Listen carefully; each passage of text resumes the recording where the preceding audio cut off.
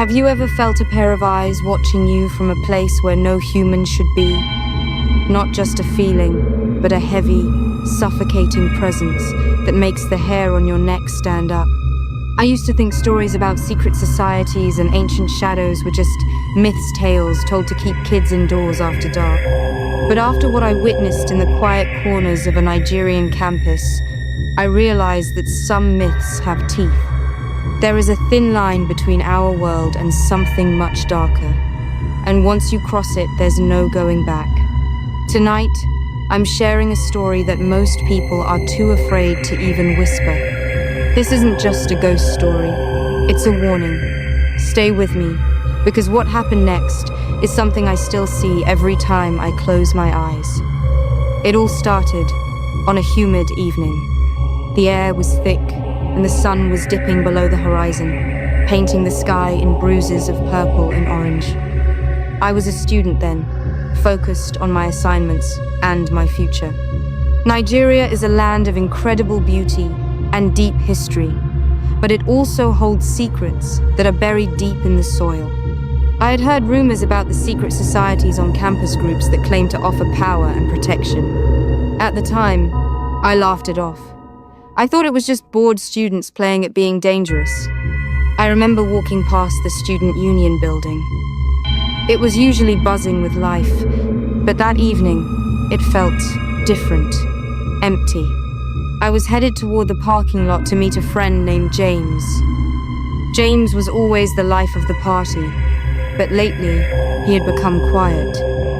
He looked pale, and he was constantly checking over his shoulder. He told me he'd found a way to get ahead, a brotherhood that promised success. He called it Nigeria Sopo Chaya, a name that sent a chill through me even though I didn't know why.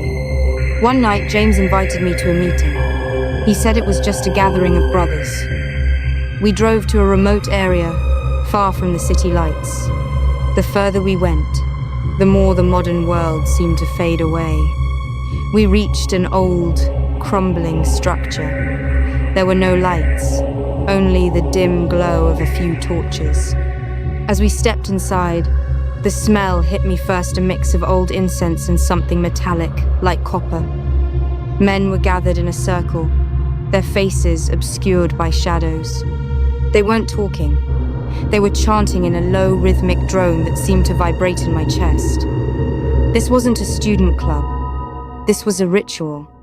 I saw symbols etched into the floor that I didn't recognize, and for the first time, I felt true, paralyzing fear. I wanted to turn and run, but James gripped my arm. His hand was ice cold. He whispered, "You're not alone now. You're part of something bigger." During the ritual, something shifted in the air. The temperature dropped so fast I could see my breath. And then, I saw her. A figure standing just outside the circle of torchlight. She was small, almost like a child, but her movements were jagged and unnatural. What caught my eye was her hair. It was a strange, shimmering gold, completely out of place in the darkness. She didn't speak, but I felt her voice in my head. It was raspy, like dry leaves skittering across pavement. It reminded me of the legend of the Sonali Chuler Pishach, a golden-haired entity that feeds on the fear of the living. She pointed a long, skeletal finger toward the center of the room. The chanting grew louder, more frantic. I realized then that they weren't just looking for power. They were making a trade, a sacrifice of peace for a lifetime of shadows. I don't know how I got out of there.